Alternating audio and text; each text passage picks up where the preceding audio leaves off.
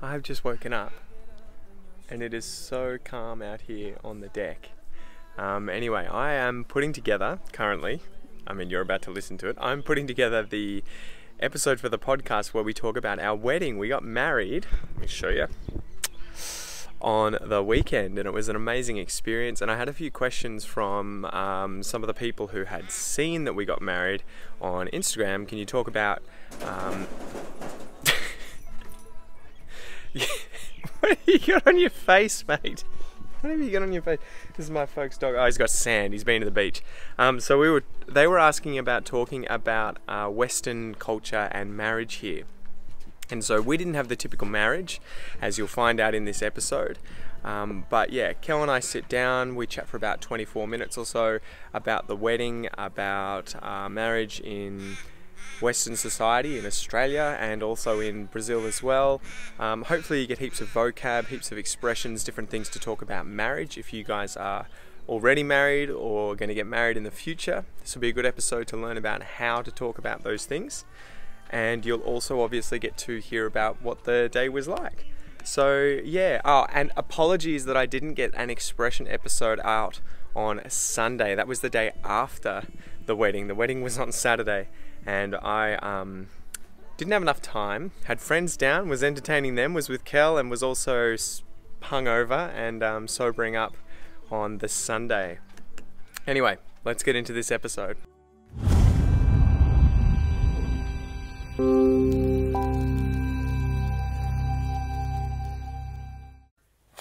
You ready to roll? No, you have to do it. No, you gotta do it. What's up, guys? Welcome to this episode of Aussie English. You do it. You have to do it. No, go for it. You gotta do it, Kel. Do it. No, you gotta do it. No. You got this. No, baby, go for it. You got it. No. Go for it. No. Go for it. G'day, guys. Welcome to this episode of Aussie English. See how easy that was? Today we're going to be talking about the wedding. Achievement unlocked. Boom. Achievement unlocked. Good. So, where do you want to start, Kelly? So once upon a time, there was YouTube. I think everyone pretty much knows about, how we met and things like that. Yeah. So we could fast forward through that. We met on YouTube. Yeah. Kelly commented on a video. I saw she was Portuguese. Well, Brazilian, speaking Portuguese. Yes. And I was like, hey, do you want to practice? Oh yeah, by the way, you're also really cute. And then fast forward, 3 months and you'd moved down here. Yes. And we were in a relationship. Fast forward 9 months, we'd gone to Canberra. Kelly got a job there. And then Kelly quit the job to study back in Melbourne. Kelly got pregnant. Another achievement unlocked. Another achievement unlocked. And then we also organised the wedding as well, but the wedding was going to be obviously in November on the 17th. Yes. So the first idea we had was that, it was, we always wanted something really simple and low-key and a lot of people, my family's not here, so... That was the difficult thing. Yes. We either get married in Brazil with all of your family, none of my family, or we get married here with all of my family, none of your family. But to go to Brazil, there would be a lot of money. Especially considering we would come back here. Absolutely. Yeah. So we decided to, just have a celebration here with your family and some friends of us, of ours. Mm-hmm. And, but we were going to do that at the... Magistry, I believe that's what it's called. It's called, yeah. We were going to go just to the, I guess the city hall or whatever it is and just sign the documents and just have it officially done without any big ceremony as such.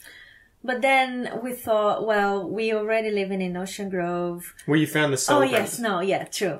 The day we was going to Melbourne to, give the papers to the... registry, whatever, we realized we needed a celebrant. And there was a bit of a misunderstanding because on the website, the deaths and marriages and births, whatever, they're not quite clear. Like if you have to arrange your own celebrant, or if you just give the papers, you sign everything, and they arrange everything for you. Yeah. But basically, I thought, well, we don't have a celebrant. We haven't arranged that. So I just Googled something like wedding celebrants and non-religious, whatever, in Melbourne. And because we didn't want to get obviously married at a synagogue, church, mosque, or anything like that. It was just, we need someone who says the words, can do the documents, the legal documents, and then can obviously hand those in. And we found Mr. Wayne. We found Wayne, yeah. So somehow Kel found... Yes. I think you emailed a bunch of these people who were just listed. So there's obviously some kind of list of registered celebrants. And... he replied to me really quickly. And he was happy to, meet us in Melbourne. He lives in Melbourne. At his apartment, His apartment. And... but the funny thing was, when we got there, he's not a average celebrant. He's a surgeon, and his wife is an obstetrician. Yes. So a doctor for children or for giving birth, right? And so we were just like, what? Why would you be a celebrant and yet you're probably a millionaire, like surgeon? And he's just like, oh, I retired and I just do this for fun now. And he mainly just married friends. So he didn't... Yes. He was like, how did you guys find me? Because I don't marry people I don't know usually. Yeah, usually... So that was pretty funny. Yeah, like, his friends and people his friends of friends. Yes, exactly. It's much easier for him to work with them. And he just does it as a hobby, of a way of meeting people and getting out and just something interesting and fun to do. And we were just like this random couple knocking at his door like, hey, can you marry us? Yeah. And he was absolutely amazing, friendly, like really, he has a good sense of humor. So... And I think, he'd asked us, where are you planning on getting married? What do you want to do? Blah, blah, blah. And we were just like, well, we had just planned to go to the registry and just, sign the documents. Do you want to do that? And then he was like, better idea. We'll do it somewhere nice. We could do it in Melbourne. You could do it at my apartment. You could do it somewhere near your place in Ocean Grove. And then he mentioned the fact that he goes down there every second weekend or something to learn how to make gin at a gin distillery, a place where they distill gin, close here. And we were like, oh, maybe we'll check that place out. Because he said you could get married there. It's very new. It's really cute. They serve food, they serve the gin and the whiskey that they make there, as well as other drinks. Yeah. So it's a nice kind of the equivalent of a vineyard, right? Like if you guys go to wine tasting places and vineyards, it's kind of like that, but it's for whiskey and gin. There's no, wine or vines there. So that was really cool. We went and checked it out. Yeah, and the funny, everything was so random and unusual, right? Like... Unplanned, true. And we went there and we absolutely loved the place. Is his name Russ? Russ. As in Russell. Yeah, Russ. Yeah. The owner of the whiskey. Not like Ross from Friends. Like Russ. He was just great with us, like really generous. Really friendly guy. You guys just come, the place is yours. We it was all free. Really happy all free. Because the thing was too, he was like, I'm not going to close the venue down for you guys, because he has other people who come and they buy drinks and do everything, because it's open to anyone. But you guys can do it for free. So you just find a little area, you guys can get married there, and then afterwards you can get drinks, you can get food, you can do whatever you want, on the grounds. And because we had such a small group of people, I think we were 17. Yeah, there was probably about 17 to 20 of us maximum, not over 20. It was great because, people could chat to one another and just enjoy themselves. We didn't have to give attention to a lot of people. Everyone was having fun. That's it. Because really good. It's probably hard for you guys to, I guess, realize or notice what I'm like, but I'm pretty modest, or at least I'm not even modest, but I just don't like attention. Like I can do this sort of stuff, obviously, and I enjoy doing this. But when it comes to people paying direct attention to me and, me standing up in front of a group of people, and especially when it's they're there to congratulate you. You know, birthdays, for instance. I hate birthdays. I don't mind groups of people and teaching and stuff, but when it comes to people going, oh, well done, that's amazing, that's so good, Pete. I'm like, oh, don't do that. So I was like, not a big wedding. I don't want to invite extended family. I just kind of want friends and family, close friends and family there. Keep it really small and we'll get it done fast. Yeah. And fortunately, Kel was the kind of person who wasn't after a huge wedding either, mainly because you want to save money and not just spend out the wazoo. So we could talk about that too. So we had a small wedding, friends and family, less than 20 people. The venue was free. So there you go. We were really lucky. The celebrant was $400. Yes. Which is pretty cheap. That's the standard. I think it'd be about a few $100 usually. Yes. Especially for simple weddings like that. The rings we could talk about. This is white gold. So Kel and I went to, I can't remember the name. Oh, don't remember. Of the place.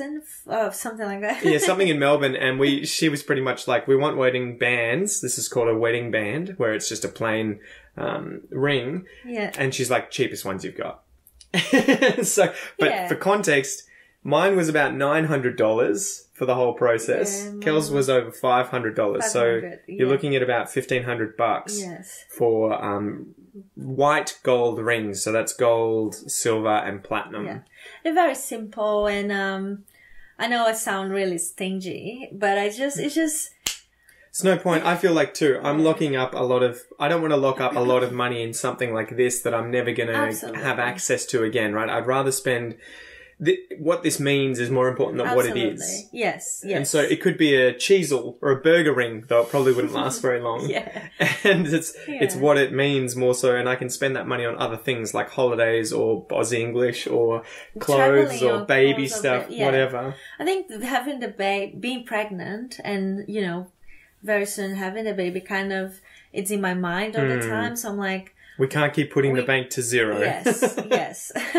So we spent that on the rings. We spent 400. So less than 2,000 for the rings and the celebrant. We're really lucky that your parents are really generous. So my parents pay for the food and the drinks at the whiskery, but considering it was probably 20 people, each person probably had 2 drinks and a little bit of food. Dad probably didn't spend over $500, maybe a bit more than $500 if that. Yeah, if that. Yeah. Because the other thing, like they were not it's not an expensive place. Yeah. It wasn't ridiculous. Affordable. No. And we didn't have all these meals coming out. The food was finger food. So the kind of food that you can just, comes out on plates like cheese platters, pizzas, and you can just take a little bit here and there. It wasn't like a 3-course meal. No. which was fine too, because we were there for lunch, and again, we didn't want to spend a shitload of money. Yeah. And we didn't want, we initially were thinking people would just buy their own food if they were hungry. You didn't, because that's an option too, right? If you guys go somewhere, you can just say, guys, we'll shout you the first drink or something, the first drink's on us. Not even that. Maybe we're keeping it small. We don't want to spend a lot of money. So if you guys want to buy drinks and food, you can do that individually. Totally up to you guys. But Dad just surprised us and was like, oh, here's my credit card. If anyone wants to buy something, go for it. Here it is. And that's another advantage of having such a low-key sort of party. If you have to pay for the food and drinks, it's not going to be that's the thing that can get really expensive really fast. If you have 200 people, you do not want to offer and it's $100 each. That's $20,000. Yes, absolutely. Yeah. So what else? That was it. Yeah. What are the other customs? So I had a question from, I think it was Evra. I'm not sure. There was someone who asked me via email, can you talk about customs in getting married? So usually the father of the bride will pay for the wedding. That's a typical thing. Although that's not that held to. My dad would probably tell my sister to get stuffed. If she said, I want a wedding with 200 people, it's going to be $50,000, we're going to have horses, he would be like, I don't have $50,000 to spend on you. So typically in Western culture, the dad of the bride will pay for the wedding, and you'll have a ceremony, so if you're religious, it'll be at a church or a mosque or a synagogue or whatever, where you get married. And then you'll usually have the bride and the groom go away with photographers for a few hours and get photos at all these different places. wherever you guys are interested, the beach, could be, you know, the stables with horses, a vineyard, the bay. And then after that, you'll have... Sorry? No, that's another... We are a really lucky couple because it happens that your dad's a photographer. Yeah. So he took all of our photos. You took really good photos, like, of me getting ready and, like, friends helping out and stuff. Yeah, we had the camera, you had the camera at the house whilst Kel was putting the dress on and everything. I was just like, I'll just start taking photos. The photos are really, really good. We'll show you some. We'll put them on the video, hopefully. So we didn't have to pay for that. But the celebrant, Wayne, was saying that a wedding, some of his friends or whatever, just the photos was... Videographer. So people doing the photos and the videos is $8,000. $8,000, which is... For one day's work. Well, I guess they're doing the editing afterwards. Yeah, but it's just... have other priorities, right? Exactly. So yeah, often the bride and groom they'll pay someone else externally to do the photos, a proper wedding photographer, so that you've got memories and everything and maybe videos. And then after that, in the evening, you'll usually have a reception where you receive all of the guests and they can congratulate you one-on-one and chat to you. You'll have speeches where everyone...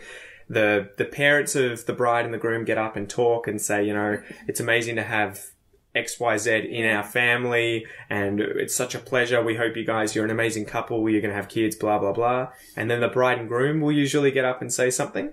Yeah. And then you'll have meals usually spread out. So like you'll have one meal, speeches, another meal, speeches. And then at the end, after all the food and when everyone's probably pretty drunk, you'll have the first dance. So someone will play the song of the couple, and they'll have their first dance together. And then usually that lasts for 30 seconds to an entire song, and they'll ask for everyone to then come onto the dance floor.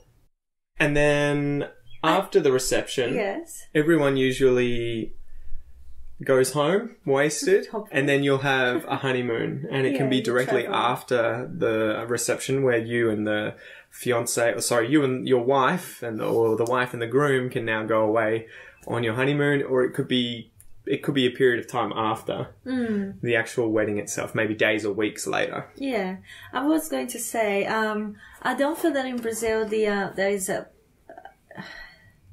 I don't think there is much pressure on the father of the bride to pay for the wedding.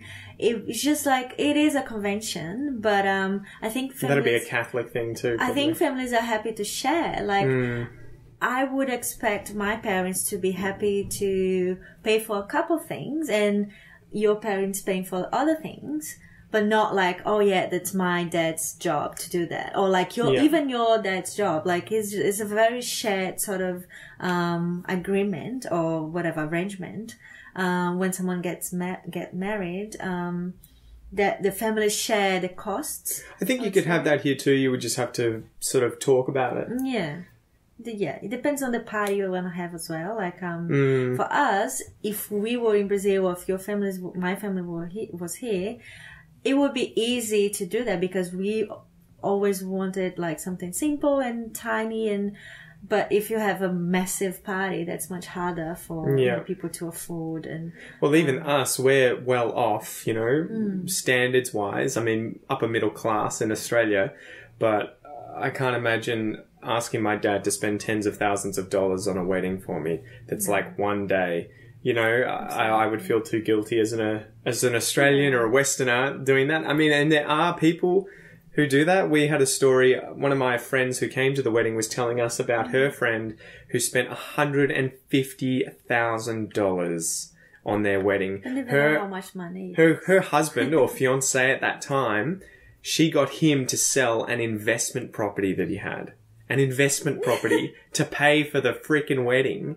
No. And she didn't even like the wedding. Oh, I would get divorced next day. So that blows my mind. Spending that amount of money, and I think for them, it's obviously much more a status thing. Yes. And it's showing off to everyone and making sure everyone knows that you had all this money. Yeah. You don't have it anymore. And that's nothing. If you have the money, there's nothing wrong with having a big party and, you know. But I think if you have to sell an investment property to pay for the wedding, you don't have the money. But I'm saying if you're rich and if you can afford that, go for it. It's beautiful.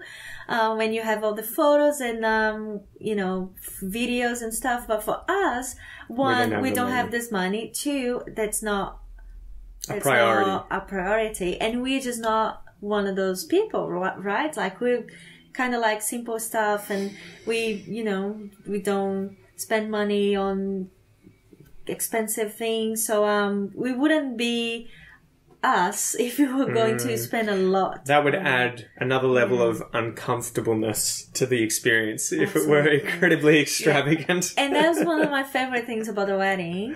Two things. One, everyone loved the place. Like it was a beautiful sunny day, which is quite, lucky again because it tends to rain a lot here or be cold. But it was a beautiful sunny day. People just loved the whiskery. Everyone was happy, comfortable. And the thing that I liked the most was you were very comfortable. Yeah. Because we didn't want to have vows or like, I'm uncomfortable as well. I was standing in front of people and saying things. English is not my first language. So I was like, oh, if I have to say, a poem or whatever, that would be quite, I might stumble into my words. But we were really, really comfortable. I guess too, something worth talking about or mentioning too is that Wayne, the celebrant, what happened with that is that he reads out what marriage is, what it means, and the contract you're about to enter into.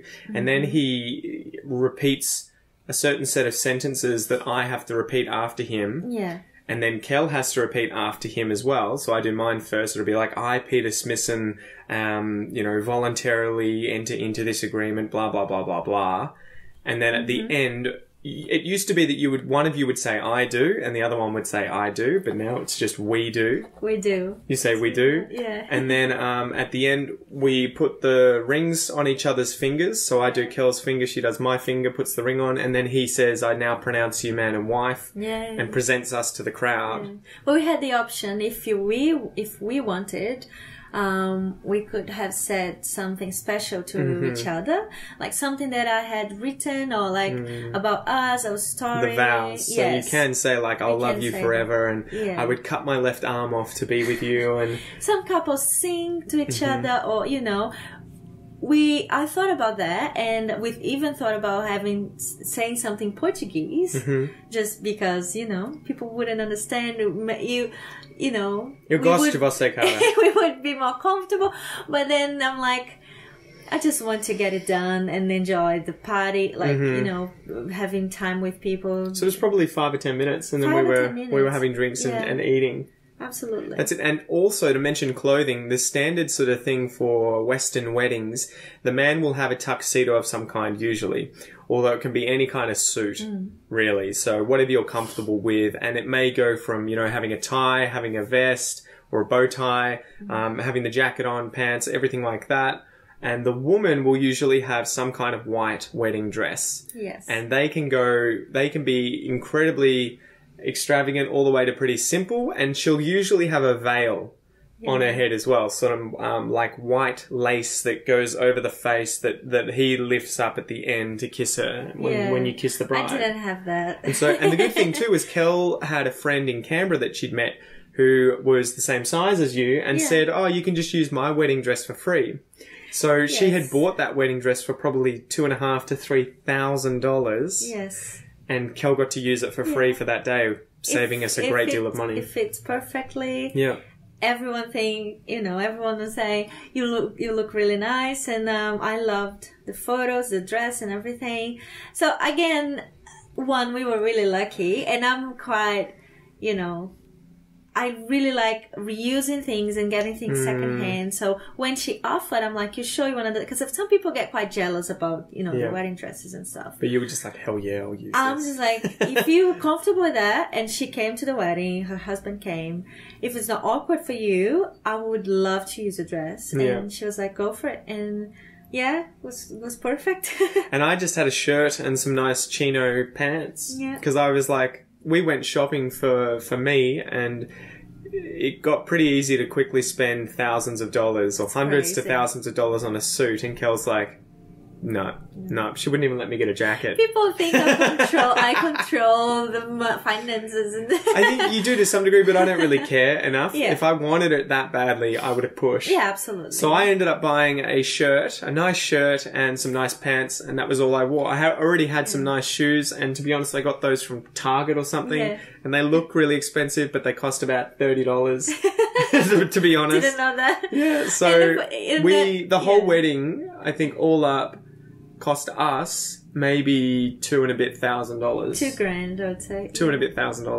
That's about it. Yeah, considering we could have probably gone to $3,000 or $4,000 if we'd had to pay for a dress as well and for all the food, the venue and the venue and everything else. But yeah, so that was a wedding on a good budget. Absolutely, and it was much better than I expected. Yeah, it was absolutely amazing. It was natural, quick. Like the weather was beautiful. We were situated under this tree that was flowering with these purple flowers that were falling on the ground. That was pretty cool. Absolutely, I'm really happy with everything. It was everything I wanted. It was really nice.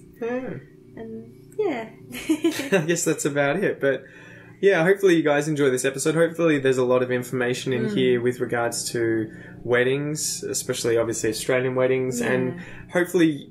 I would love to know what you think, I guess. So it'll be interesting. Do you guys want huge, extravagant weddings, or do you imagine having small weddings like ours that are pretty modest? Let us know in a comment below. Yeah, exactly. Make it easy for yourselves. Make it easy. Spend the money on something else. Buy a house, buy a car, buy a camera, go on holiday, have babies. Do other things. Exactly. It's your day. You can do whatever you want. And I think that's an important thing too is that it ultimately is your day.